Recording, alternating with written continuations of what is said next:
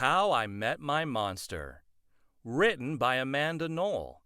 Illustrated by Howard McWilliam.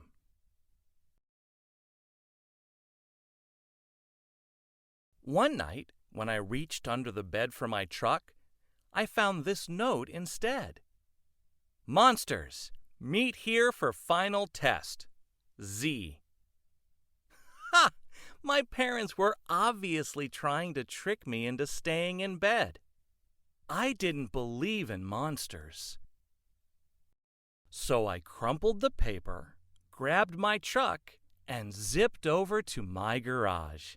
I heard some creaking and rumbling, but I wasn't scared. Our house always made noises at night. But then a voice under the bed scolded, "Stop that stomach rumbling. The child will hear you." Voices?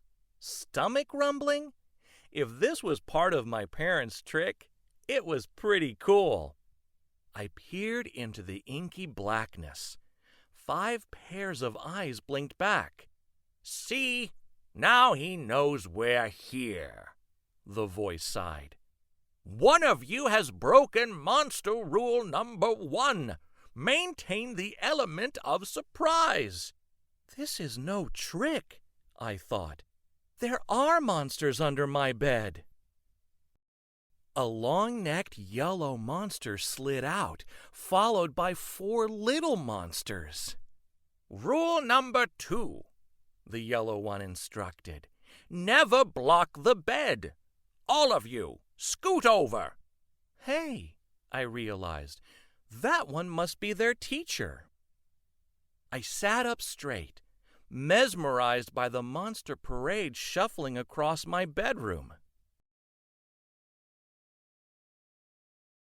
"That's better," the teacher monster said. "Access to the bed is clear. Now, who knows rule number 3? The purple monster teetered on his tiptoes and gurgled, "Get the child into bed." "That's correct, Genghis. And how would you do that?" "Well, Mr. Z, I would roar my scariest roar." "All right, give it a go." Genghis took a deep breath, opened his mouths, and let out a tiny blurp. Stomach rumbling would have a better chance of getting me into bed than that funny little noise, I laughed. "The child is right," said Mr. Z, shaking his head. "That was not sufficiently scary. Genghis, I'm sorry. You're not the best monster for this child." There was some creaking as Genghis slunk beneath the bed. Before I could investigate where Genghis had gone, Mr. Z asked, "Now who wants to try to get the child into bed?" The orange monster looked at the ceiling, and the red monster looked at the floor. Only the green one looked at me. First, he stared at my toes and started drooling. Then he took a step toward me, and I heard that rumbling noise again. I sprang into bed so he couldn't get my feet. Mr. Z blinked. "Very unconventional, Gabe. Your stomach gurgles seem to be what this child needs." What I needed was to make sure this little Gabe monster didn't eat my toes.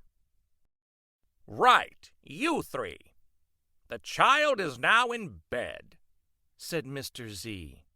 "As every monster knows, the ultimate objective is rule number 4. Who can tell me what that is?" The orange monster bounced and squeaked, "Keep the child in bed until it falls asleep." "Correct, Morgan. And how would you accomplish that?" "Shadow puppets! Shadow puppets!" she squeaked again. Gabe whistled through his nose and I snickered, but Mr. Z said, "Interesting idea. Try it." Morgan hopped onto my night table and flailed her arms near my lamp. Silly shadows blobbed onto the wall, and a cloud of fluffy fur tickled my nose.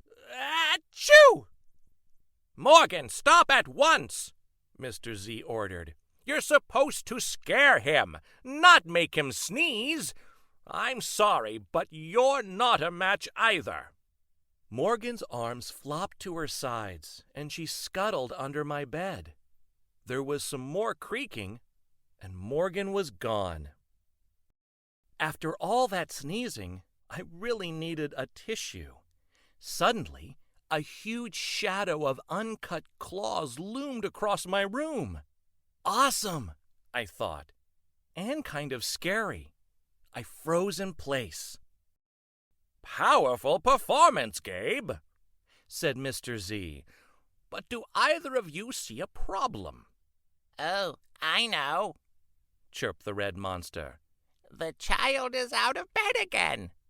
"Correct, Abigail," Mr. Z continued, "and one of you must get him back in. Let's revisit rule number 1. Maintain the element of surprise." All at once, poof! The monsters vanished. Then I heard more rumbling. Were they hiding in my closet making noises to scare me? Ha! No! It was only my stomach grumbling.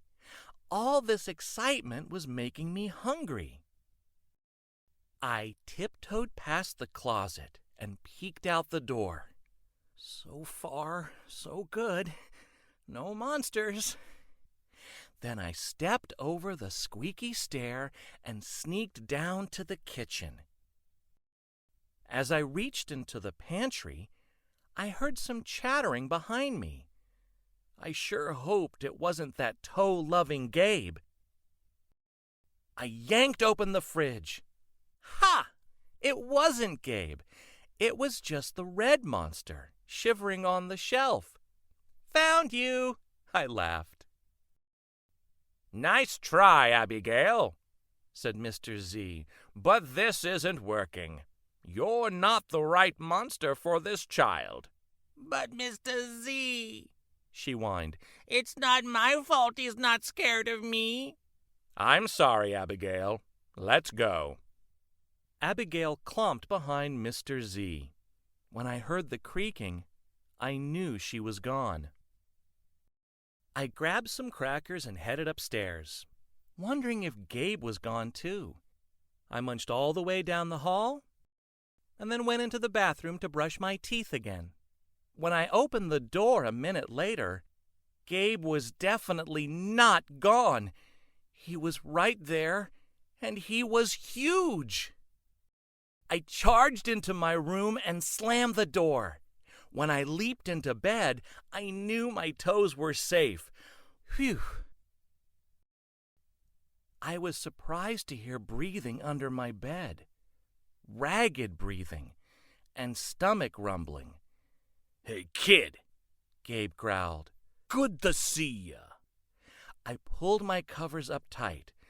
"Now, if you don't mind, I'd like to start the evening with an ominous puddle of drool." I peeked over the edge of the bed. Green ooze spread soundlessly from underneath. Then the bed quivered as Gabe unfurled his spiked tail. "Well, this looks quite promising," Mr. Z noted. When I heard some more creaking, I knew Mr. Z was gone. I was alone with Gabe. Gabe loomed over my bed and began sharpening his uncut claws on my bedpost. "How'd you get so big?" I gasped. "Rule number 5, my friend," he explained. "People food makes monsters grow, so thanks for the crackers. Got any toes I can munch?" I scrunched in my feet so Gabe couldn't get them. This was way better than playing with trucks. "No toes tonight, but you can have this," I offered, tossing a stuffed monster off the bed. Gabe dove for it. His soft, comforting snorts filled the room as he snuffled the toy. I shivered. "Kid, I think this is the beginning of a beautiful friendship." "No other monster can scare me like you," I giggled. Gabe was the monster for me. His snorts and oohs were perfect. I yawned, then shivered again. I was asleep in no time.